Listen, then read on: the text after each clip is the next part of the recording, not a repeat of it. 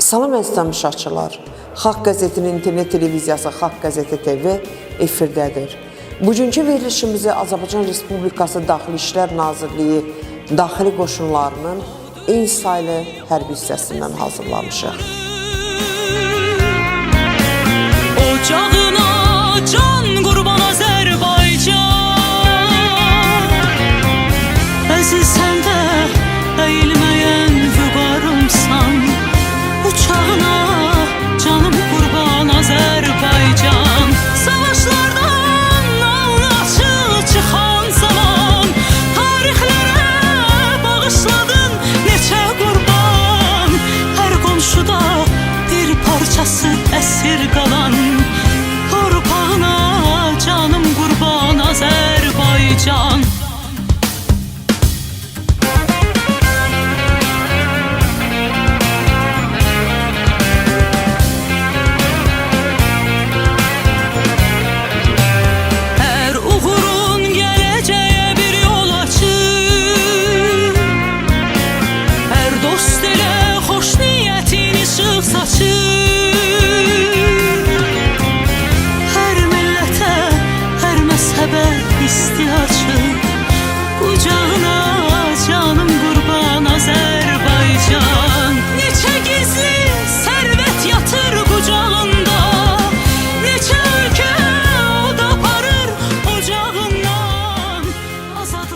Müsahibim, en sayılı hərbi hissənin komandiri, polkovnik leytenant, Vətən müharibəsi qəhrəmanı Nicat Bədəlovdur. Cənab komandir, bugün biz sizin hərbi hissəyə daxil olanda gördük ki, qəhrəmanların, zəfərimizdə şəhid olan igidlərin, ümumiyyətlə antiterror tədbirlərində qəhrəmanlıq göstərən vətən oğullarının hər birinin haqqında informasiya xarakterli xüsusi stendlər diqqəti cəlb edir. Bu onu göstərir ki, bizim əsgərlərin hərbi vətənpərvərlik tərbiyəsi ən yüksək səviyyədə sizin hərbi hissədə təşkil olunub. Bu qəhrəmanlarımızla bağlı Daxili İşlər Nazirliyinin daxili qoşunlarının vətən müharibəsində döyüş tapşırığını yerinə yetirərkən həlak olmuş hərbi qulluqçularımızla bağlı hazırladığınız bu fotostendlərlə bağlı ətraflı məlumat verəsiniz. Daxili İşlər Nazirliyinin daxili qoşunlarının həm 1-ci Qarabağ müharibəsində, Vətən müharibəsində və antiterror tədbirləri zamanı şəxsi heyəti döyüş əməliyyatlarına cəlb olunmuşdur. 1-ci Qarabağ müharibəsində daxili qoşunların 682 nəfər hərbi qulluqçusu qəhrəmancasına şəhid olmuşdur. 1179 nəfər hərbi qulluqçusu müxtəlif dərəcələr yaralar almışdır. 4 nəfər hərbi qulluqçusu isə itkin düşmüşdür. Vətən müharibəsi zamanı daxili qoşunların 66 nəfər hərbi qulluqçusu qəhrəmancasına şəhid olmuşdur. 346 nəfər isə müxtəlif dərəcəli xəsarətlər almışdır, yəni yaralanmışdır. Antiterror tədbirləri zamanı isə daxili qoşunun 12 nəfər hərbi qulluqçusu qəhrəmancasına şəhid olmuşdur. 24 nəfər hərbi qulluqçusu isə müxtəlif dərəcəli yaralar almışdır. İcazə verərsiniz, mən bunları sizə göstərərdim. Buyurun, buyurun. 1991-92-ci ildə 1-ci Qarabağ müharibəsində qəhrəmanlıq nümunəsi göstərmiş hərbi qulluqçular barəsində məlumat verim. 1991-92-ci illərdə Daxili İşlər Nazirliyinin daxili qoşunlarının 9 hərbi qulluqçusu Azərbaycan Respublikasının milli qəhrəmanı adına layiq görülmüşdür. İsteddə də görüldüyü kimi. Hal-hazırda bunlardan bir nəfəri polkovnik Məmmədov Salih Ələmdaroğlu yaşayır. Qalan 8 milli qəhrəmanımız dünyası dəyişmişdir, şəhid olmuşdur. Şanlı zəfər yolumuzdan çox gözəl fotolar, döyüş yolunu əks elətdirən fotolar var. Şanlı zəfər yolumuzda olan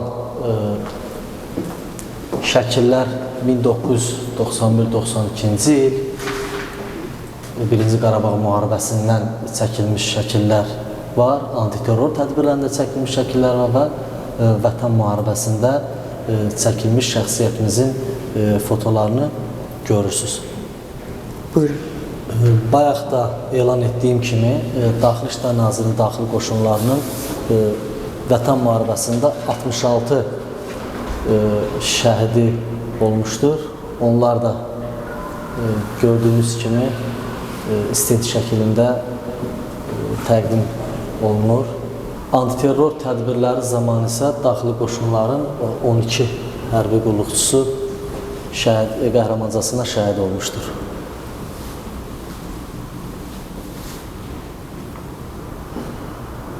Vətən müharibəsində daxili qoşunun 4 hərbi qulluqçusu Ali Baş Komandan tərəfindən Vətən müharibəsi qəhrəmanı adına layiq görülmüşdür və onlardan bir nəfəri Mayor Qafranov Şıxamir ölümündən sonra Vətən müharibə qəhrəmanı adına layiq görülmüşdür. Növbəti istintimiz də Vətən müharibəsinə, antiterror tədbirlərinə aid olan fotoşəkillərdən ibarətdir. Bu istintdə də Vətən müharibəsində və antiterror tədbirlərində çəkilmiş fotoşəkillərdir. Və antiterror tədbirlərindən sonra daxili qoşunun işğaldan azad olunmuş ərazilərdə xidmətə cəlb olunub və xidməti aparılması ilə bağlı müəyyən fotoşəkillər nümayiş olunur bu istentimizdə. Xidməti döyüş fəaliyyətlərimizdə isə təlimlərdən müəyyən şəkillər və yenə də işğaldan azad olunmuş torpaqlarda daxili qoşunlarının xidməti fəaliyyəti barəsində müəyyən fotoşəkillər nümayiş olunur.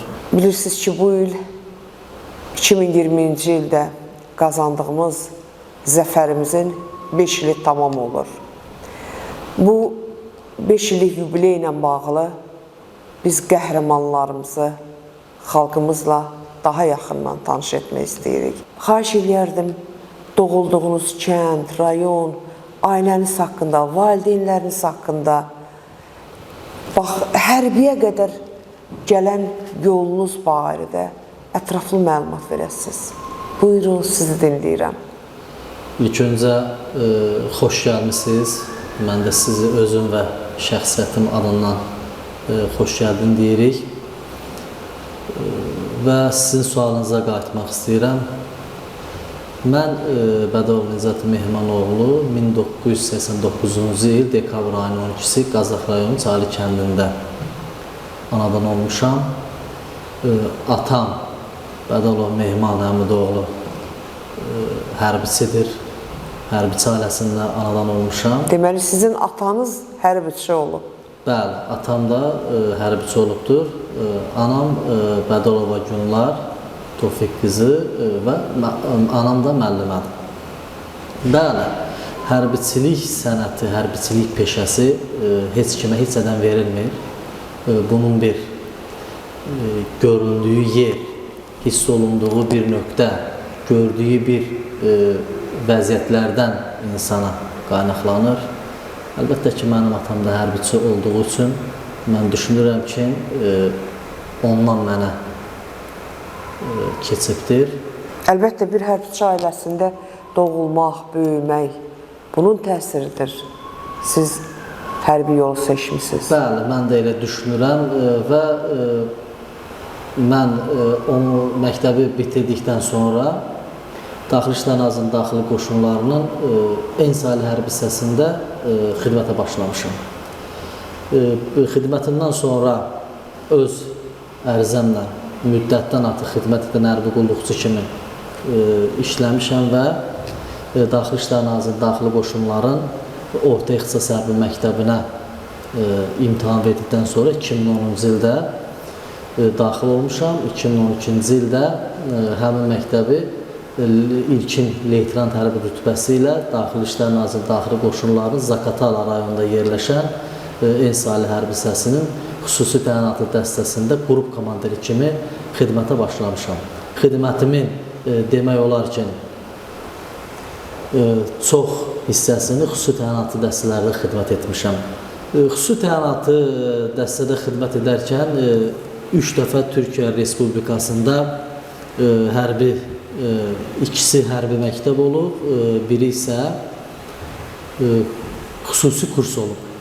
2014-cü ildə Türkiyə şəhərinin Sparta rayonunda Dağ Komando məktəbində kurs keçmişəm. 2016-2017-ci illərdə yenə Türkiyədə Jandarma və Sahil Güvənliyi Akademiyasında təhsil almışam və sonuncu təhsilim 2023-cü ildə Türkiyənin İstanbul şəhərində Milli Savunma Universitetində təhsil almışam. Bunlar da aldığım təhsil əlbəttə ki, həm döyüş meydanında, həm hərbi xidmətimdə mənə demək olar ki, öyrəndiklərimi şəxsi heyətə öyrətmək, təlimlərdə, məşğələlərdə keçirilən dərslərin şəxsi heyətə öyrətmək, aşılamaq istiqamətində olubdur. Nicat bəy, məşhur bir söz var. Hərbçilər illərlə öyrənir, təlimlər keçir, təhsil alır, məşğələlərdə iştirak edir və sonda bir gün imtahan vermək üçün. Siz də təhsil aldınız, illərlə təlimlərdə oldunuz və sonda bir gün imtahan verdiniz. 2020-ci ilin 27 sentyabr tarixini istəyirəm, xatırlayaq. Bax, həmin gün bizim hərbçilərimizin, bütün Azərbaycan xalqının vətən qarşısında imtahanı idi. Mən istəyirəm, siz həmin günü xatırlayasınız. Bəli, o günləri xatırlamaq dediniz. Bəli, öndən də siz vurğuladınız. İllər ərzində öyrəndiyimiz, oxuduğumuz, keçdiyimiz təlimlər əlbəttə ki, bir gün üçün lazım idi. O gün də vurğuladığınız kimi 27 sentyabr.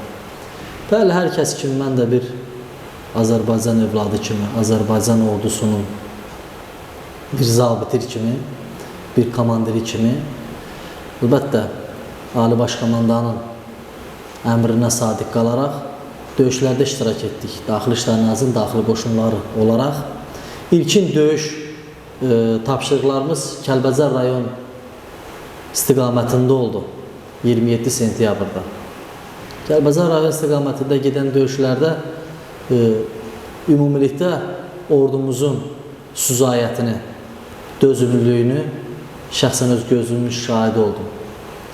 Nə qədər güclü olduğunu, bu ordunun önündə heç bir qüvvənin dayana bilməyəcəyini mən onda gördüm. Bəli, döyüşlər başladı. 4 gün Kəlbəcər rayon istiqamətində gedən döyüşlərdə iştirak etdik. Orada verilən tapşırıqlar, icra olunacaq əməliyyatlar yerinə yetirdikdən sonra əlbəttə ki, döyüş gedirsə də növbəti tapşırıqların da olacağı məlum idi, bəlli idi. Növbəti mənim döyüşdüyüm rayonumuz Cəbrayıl rayonu istiqamətində gedən döyüşlərdə iştirak etdik. Bəli, sətirlərə düşsək, bəlkə də tez bir zamanda bitirmək olar döyüşü kəlmələrlə, amma döyüş meydanı heç də belə asan deyil idi. Ümumiyyətlə, müharibə sözü ağır sözdür. Bəli. Yəni, müharibə sözündən dəhşətli bir söz, ikinci bir dəhşətli söz yoxdur. Bəli. Çünki müharibə dağıntı deməkdir, göz yaşı deməkdir, ölüm deməkdir. Amma biz bu müharibəyə niyə qatılmışdıq? Öz vətənimiz naminə, öz torpaqlarımızı qorumaq naminə. Biz öz torpağımızda döyüşürdük. Mən onu görə istəyirəm, siz vətən müharibəsinin qəhrəmanı kimi o döyüşlərin birindən söhbət açarsınız. Bəli, döyüşlər zamanı çox belə deyək, daşınacaq, çox deyiləcək, xatirəmdə qalan çox xatirələr var. Döyüş meydanının ağırlığı çox ağırdır. Hər an, əgər döyüşdürsə də, orada sənə olan, sənə əziz olan insanları itirirsən, yaralanır və yaxud da şəhid olur. Əlbəttə ki, bunların özü çox çətindir cümlələrə tökmək, cümlələrlə ifadə etmək. Bəli, olubdur döyüş meydanında. Əsla Azərbaycan ordusunun əskəri, zabiti, giziri əsla döyüş meydanından geri çəkilmək deyilən bir hiss olmamışdır. Bayaq siz vurguladığınız kimi biz haqq yolundaydıq, haqq savaşındaydıq. 30 il işğal altında olan torpaqlarımızın hər bir qarışını azad etdikcə daha da ruhlanırdıq, daha da güclənirdik. Bunun özü bizim üçün bir fəxr idi. Əgər bunlar var isə də itki də var idi. Döyüşdə yoldaşlarımdan şəhid olanlar, yaralananlar da oldu. Qələbə qazanmaq üçün mübarizə aparmaq lazım idi. Əgər bu döyüşdürsə də, hücumdursa da şəhidlərimiz də olacaqdı, qazilərimiz də olacaqdı. Eynən deyilən kimi şəhidlərimiz də oldu. Allah şəhidlərimizə rəhmət etsin. Qazilərimizə şəfalar diləyirəm. Şəhidsiz, qazisiz qələbə qazanmaq olmaz. Və belə deyək, O döyüşlərdən biri haqqında danışa bilərsiniz. Döyüşlərdən xatirimdə qalan iki ərazi olaraq deyim, Füzuli rayon ərazisində bildiyiniz kimi bizim Vətən müharibəsində Füzuli istiqamətində gedən döyüşlərdə 821 nəfər şəhidimiz oldu, yaralımız oldu. Ağır döyüşlər Füzuli rayon ərazisində 11 gün orada ağır döyüşlər getmişdi. Şuşa şəhəri ətrafında 1550 yüksəkliyi deyilən bir bölgə, Topxana meşəsi. Orada şiddətli döyüşlər getdi. Biz ora sızma əməliyyatı ilə hərəkət etdik gecə vaxtı. Onlar düşmənin orada 20-30 nəfərdən ibarət şəxsi heyəti həmin o 1553 yüksəkliyini qoruyurdu. Səbəbi nə idi? Nəyə görə 1553 yüksəkliyi çox önəmli idi? Həmin yüksəklik həm Daşaltı istiqamətə nəzarət edirdi, həm Şuşa şəhəri istiqamətində və Laçın dəhlizi istiqamətində gedən xüsusi ərazilərə nəzarətində idi. Həmin o yüksəklik çox şiddətli döyüşlər getdi. Mən sizə əmin edirəm ki, biz oranı aldıqdan sonra bizə həm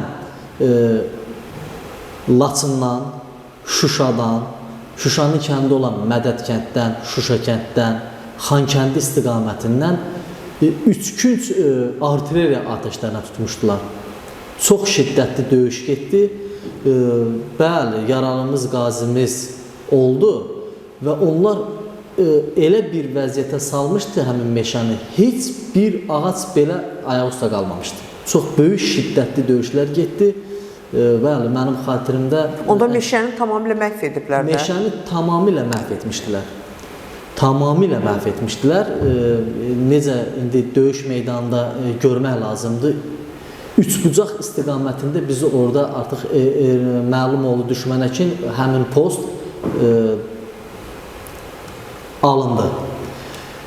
Həmin 1553 yüksəkliyini biz əldə edəndən sonra birliklərə məlumat verdi və Şuşa istiqamətində artıq planlar qurulub hücumlara başlandı. Üzr istəyirəm, siz Topxana meşəsində döyüşdünüz də? Bəli, 1553 yüksəkliyi, həmin o yüksəklik də Topxana meşəsi ərazisidir. Topxana meşəsinin ərazisinə düşür və ora çox strateji bir mövqeyidir düşmən üçün.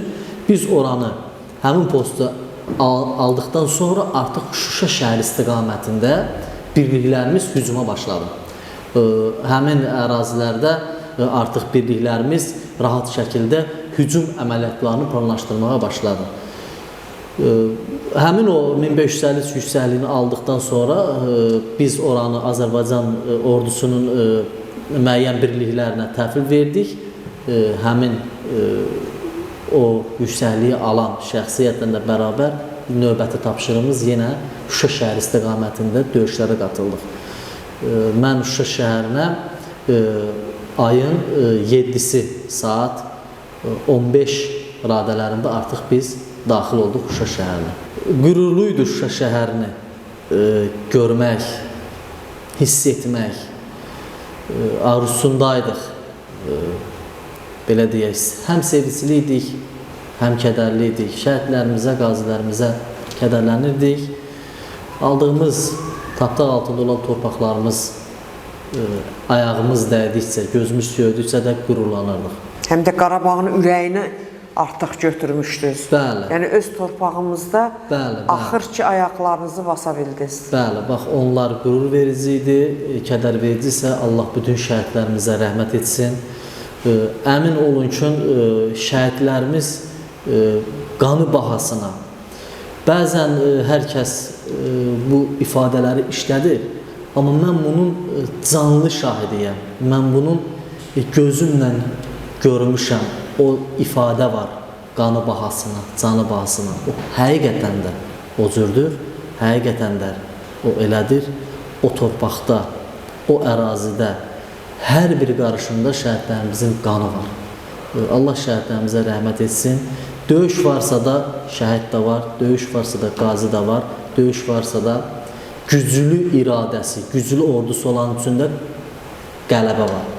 İfadəm güclü ordu, güclü iradə, güclü təlim və düzgün istiqamətləndirən rəhbər, düzgün istiqamətləndirən lider, Ali Başkomandanımız Cənab İlham Əliyev, ordumuzun yüksək postlara duran zabitlərimiz və onun tabesində olan iradəli, təlimli, məşğələli və döyüş ruhu malik olan, şəxsiyyəti olan ordu əlbəttə ki, qalib olmalı idi və qalib də olduq. Və bunu da vurğulayım xalqımızın buradakı dəstəyini, necə bir oldu, necə yumruq oldu. Ali Başkomandanımız dediyi kimi tək yumruq. Bu da qürur verici idi. Tək döyüş meydanında döyüşmək deyil, hər kəs döyüşdü. Xalq olaraq, millət olaraq həqiqətən döyüşdük. Və son nəticəsində qələbəni yaşadıq, qələbəni hiss etdik və qələbəmiz əbədi olacaq. Qələbəni siz harda qarşıladınız? Mənə maraqlıdır. Qələbəni mən Şuşa şəhərində, artıq Qarabağın canı, ürəyi olan Şuşa şəhərində bildiyiniz kimi artıq təslim informasiyasını verdilər, təslim olmaqlarını elan etdilər. Bu da artıq qələbə deməkdir. Mən qələbəni Şuşa şəhərində, o qürurlu sözü, o qürurlu anı mən Şuşa şəhərində hiss etdim və yaşadım. Vətən müharibəsi qəhrəmanı, siz belə bir şərəfli ada layiq görülmüsünüz. Azərbaycan xalqının tarixində əbədi yaşayacaqsınız. Bu ada layiq görüləndə hansı hissləri keçirdiniz? Ümumiyyətlə, bu hissi necə yaşadınız? Sualınıza cavab olaraq bildirim ki, Vətən müharibəsinin qəhrəmanı adı 9 dekabr 2020-ci ildə Cənab Ali Başkomandanın sərəncamıyla təsdiq olunub və təltif olunubdur.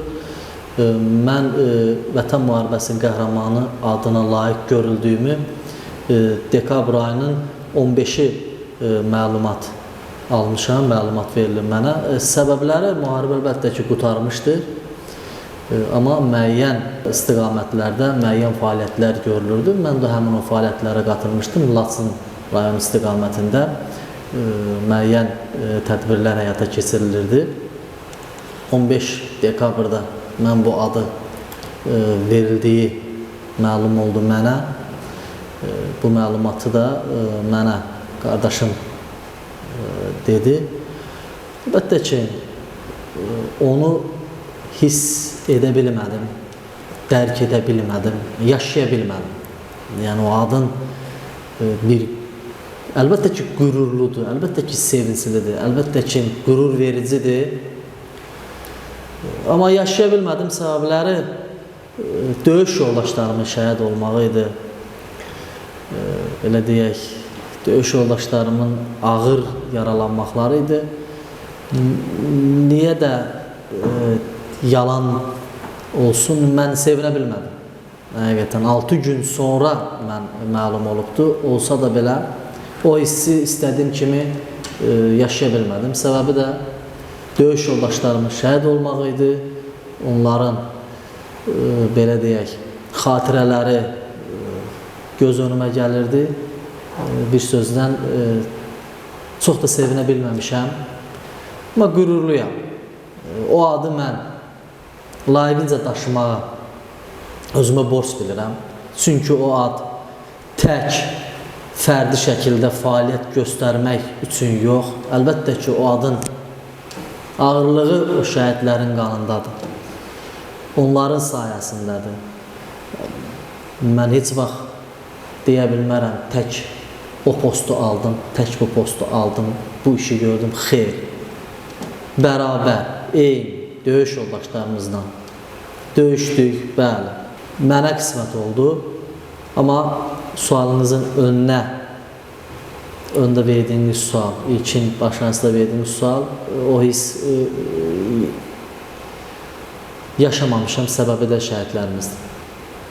Bəs bugün zəfərimizin artıq bu il 2025-ci il noyabrın 8-də zəfərimizin 5 ili tamam olur. 5 ilə nəzər salanda bu zəfərin sevincini yaşaya bilirsinizmi? Bəli, zəfərin sevincini yaşaya bilirəm. Zəfərin sevinci həqiqətən də qürur vericidir. Ordumuz döyüş meydanında həm 2020-ci, həm 2023-cü il antiterror tədbirlərində belə deyək, öz gücünü, öz qüdrətini bütün dünya ordularına göstərdi. Əlbəttə ki, zəfər üçün sevincliyəm, qürurluyam. Çünki mən də o zəfərin qazanılmasında iştirak etmişəm. Bu mənə qürur vericidir. Əlbəttə ki, zəfərə sevinməmək olmaz. Mən sevinirəm də, qürurlanıram da və yaşayıram da. Zəfər əlbəttə bir hərbiçi üçün qürur vericidir. Təşəkkür edirəm. Sağ olun. Çox sağ olun, sağ olun. Əziz tamaşaçılar, bugünkü verilişimiz başa çatdı. Verilişimizi Azərbaycan Respublikası Daxili İşlər Nazirliyinin Daxili Qoşunların en saylı hərbi hissəsindən hazırlanmışdır. Müsahibimiz en saylı hərbi hissənin komandiri, polkovnik leytenant, Vətən müharibəsi qəhrəmanı Nicat Bədəlov idi. Sağ olun, sağlıqla qalın.